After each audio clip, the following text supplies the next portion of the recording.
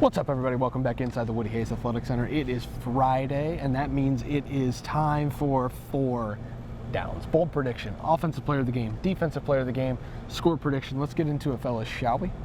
Yeah. Matt, bold prediction for Ohio State Rutgers, 3:30 in the Horseshoe. So we had talked about this a little bit before, just to make sure that this actually made sense. But I am predicting that all 3 Ohio State quarterbacks, and C.J. Stroud, Kyle McCord, and Devin Brown, not only will appear in the game, but will throw 1 touchdown pass. At least 1 touchdown pass. That's pretty bold. Actually, that's really bold because we just talked to Ryan Day in the Woody Hayes Athletic Center on Tuesday about the lack of throwing for the backup quarterbacks. So that's pretty bold, Matt. I'm proud of you this week. Got some comments, folks, that Matt wasn't bold enough last week. I don't think he was either. That's pretty bold, though. What about me picking Jack Sawyer to have 2 sacks? He got 1 early. And then didn't have another one. And then didn't do it. What were the comments about me besides how, whatever. My bold prediction for this game is that Marvin Harrison Jr. will basically draw major attention from the Rutgers defense, but it won't matter. Marvin Harrison Jr. will once again have a 3-touchdown catch game against the Rutgers Scarlet Knights. That's my bold prediction. Any sort of explanation as to why? He's going to get open. I think I just said it. That's pretty good. That's a pretty good explanation. And that's going to be 1 touchdown. And C.J. Stroud's going to throw it to him. And then Kyle McCord will throw him 1, and, for kicks and giggles, they'll let Devin Brown throw him 1. Kyle McCord probably throws 1 to Xavier Johnson. All right, my bold prediction is the boldest one that I've come up with all year because we haven't seen it from Ohio State in a very long time. Ohio State's not going to allow any points. Guys, I've watched this Rutgers offense for a couple different times now. I know that Greg Schiano likes to pull out the trick plays. Desperation only lasts so long. This Ohio State defensive line is going to get after Rutgers. The Rutgers quarterback situation is the worst quarterback situation in the Big Ten. Iowa had 2 pick sixes on them last week. It took a weird play for Rutgers to get 7 of its 10 points a week ago against Iowa. And I think if Iowa can shut them down like that, I think Ohio State can shut them down like that.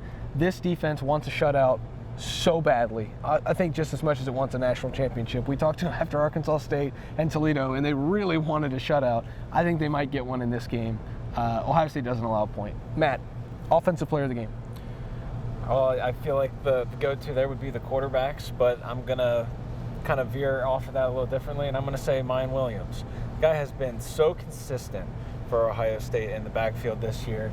Anytime the ball is in his hands, he goes forward. There is no east and west with his run game. There is definitely no south with his running game, and he finds the end zone. He finds the end zone, whether it's from 2 yards out, from 3 yards out, like he did last week against Wisconsin.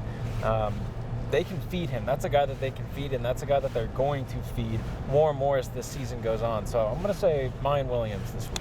What about when they change quarters and they're running the other direction, and instead of running north, they're running south? Well, you didn't think that. So you didn't think that all the way through. You were so bold in your prediction. Hey. You know what I call, by the way, the guys that miss tackles other than him. You know what my new nickname for that is? I'm about to find out. The Mayan Ruins. So there you go. You might want to work that into something. My offensive player of the week. I've already named Marvin Harrison Jr. of catching 3 touchdown passes, so I'm going to go with him as my offensive player of the week. Boo, that didn't take very long. That's bold. Thank you. That's bold. I'm still trying to recover from the Mayan. That's called a ruins setup. I'm still trying to recover No, from you're the just Mayan going, ruins. wow, I wish I'd thought of that. Yeah, wow, I wish I would have thought of that, Tim. I'm going to go with, we've been really stupid on this show the last few weeks because we go through offensive player of the week every week, and one of the best offensive players never gets picked. Emeka Egbuka. He gets open, he catches touchdown passes, and he's really good at football. So I'm not going to overthink this. We continue to talk about all of these receivers, and we talk about Jackson Smith-Njigba. When's he coming back? Marvin Harrison Jr., really good player. I don't discount you at all for talking about him. Thank you. Julian Fleming's starting to come on. I think he's a really good player. It's almost like we just sometimes forget how good Emeka Egbuka has been this year. He's going to be the candidate to lead this team in receiving yards, and it might not even be that close with Jackson Smith-Njigba being out. Go ahead. I'm just holding up my interrupter thing here, but I wanted to be called on.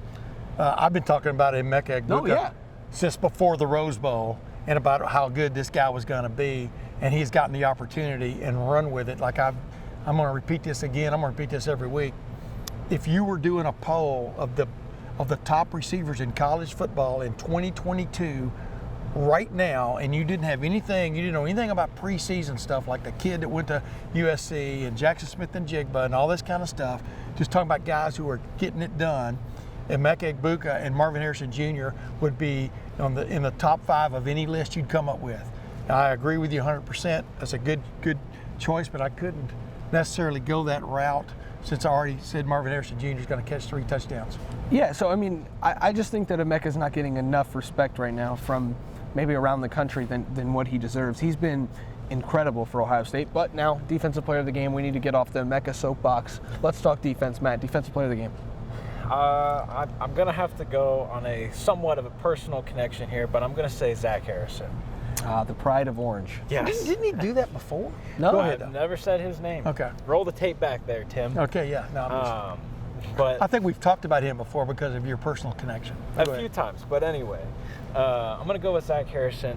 Spencer, you and I all the time talk about just how effective he is in the run game and how anytime you look at an edge rusher, you want to see where are the sacks, where are the sacks, where are the sacks. Well, Ohio State has a few guys that only have 2 sacks, and I believe that's Tommy Eichenberg and Mike Hall are leading the team in sacks with 2 each.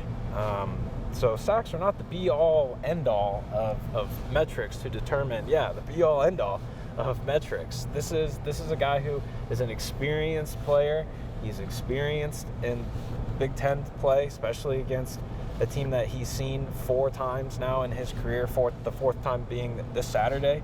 So Zach Harrison's going to have a big day for Ohio State. My defensive player of the game will be Josh Proctor from Owasso, Oklahoma. Josh Proctor. He was playing last week, like he said, free and clear. I mean, flowing and triggering. Playing the way you expected Josh Proctor to play for the last several years. That injury really set him back last year. Josh Proctor is going to have opportunities in this game especially to make some plays, and I think he will make them. Yeah, I think that's a pretty safe bet, Tim. Both of these guys. Pretty safe bet. These guys have pretty safe picks so far. I'm saying, they're good picks, so they're safe picks. Solid. I think they're going to be solid, steady as a rock. They still got to do it, though. How do you want me to say it, Tim? Steady, solid. But you still got to do it. You know who's been solid and steady for Ohio State all year is Tommy Eichenberg. Again, I'm on the Underthink Express this week, folks. Tim is beside himself. Well, I mean, if we could just say the obvious, go ahead, though. Well, you can, Tim, and it's I'm the host, so I'm going to say Tommy Eichenberg. There you go, man. So I'll take control here. Tommy has been the best linebacker in the country this year. I don't care what anyone else says. Tommy has been playing at a level that I haven't seen yet from anyone else. And it's safe to say he will be, it's safe to start to project an All-American season for him with those 14 tackles last week. I actually think he might even get his hands on the football this week. Like I said, you put him sideline to sideline, he gets in throwing lanes. He doesn't always make the play, but the opportunities are there for him, and he's athletic enough where he can get his paws on a couple passes. I think he might even have an interception or a fumble recovery in this game. But he's playing at such a high level that I can't not pick him this week because I haven't picked him yet this year. You know a name you haven't heard much of since the season started, at least I haven't, is Will Anderson at Alabama. Tommy Eichenberg is playing. I mean, I met Wilhelm on my podcast this week. I mean, he is so fired up because that number 35, which he wore at Ohio State and wore when they won the national championship against Miami way back in 2002, he is playing on another level. My best buddy, Jeff Snug, just says he is not getting enough, speaking of guys not getting enough pub nationally, just the way he is playing. He has been, I'm not going to say rejuvenated, he has been exposed by this Jim Knowles defense to be the player that he is. He has been set free, and he is getting after it. So I agree with you 100%. I just still think it was an easy pick. Score prediction, Matt. I don't think this is exactly going to be very close. Ohio State, post Notre Dame, has put up more than a handful of points, if you want to even call it that. I think that's okay to say. That's fair? Yeah, fair. Okay. I'll allow it. Fair, Tim? That's fair to say? I'll allow it. I just think it was way understated. But Go ahead. Well, anyway, I'm going to say Ohio State 63, Rutgers 6. They missed the extra point when the backups are in. Wow. Tim. You know, I don't usually pick scores. Remember, I quit picking scores after that Notre Dame picked game one last week. when we Come were on. like half what it was. Not really. I didn't pick one. I think I reluctantly, grudgingly picked one. But I'm going to go with Ohio State getting into the 50s this week. Obviously, the spread is something like 39 as we speak, right?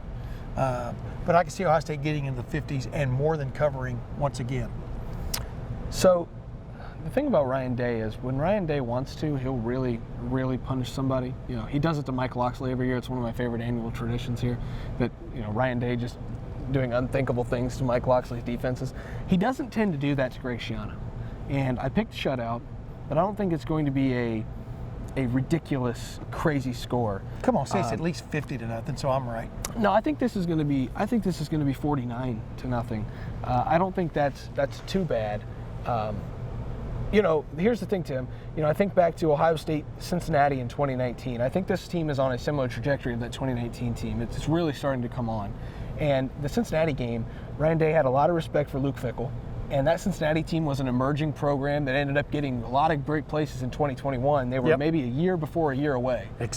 And, you know, Ohio State beat them 42-0.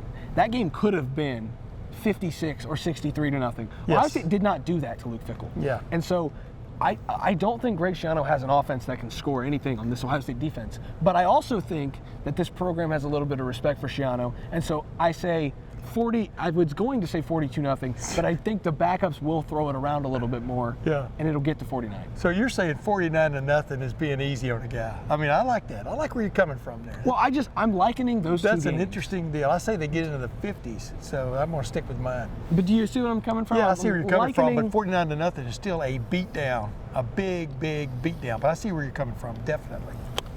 Whatever you want to call it, that was 4 downs. This was an interesting program for the folks today. That's the 40-year vet, Tim May. I think he's been around 40 years. This show has lasted 40 years. It's taken 40 years off of my life. That's Matt You're Parker. the one who said keep talking. Oh, yeah, that's Matt Parker, the recruiting guy and photographer, ace photographer. I am just Spencer Holbrook. This has been a wonderful edition of 4 Downs. We will talk to you guys on Saturday for Ohio State Rutgers at 3:30 in the Horseshoe. Thanks for watching. Thanks for listening. Hit the little bell below to get the little announcement notification every time we publish one of these amazing videos. And yeah, we'll see you guys in the Horseshoe on Saturday. Thanks for watching.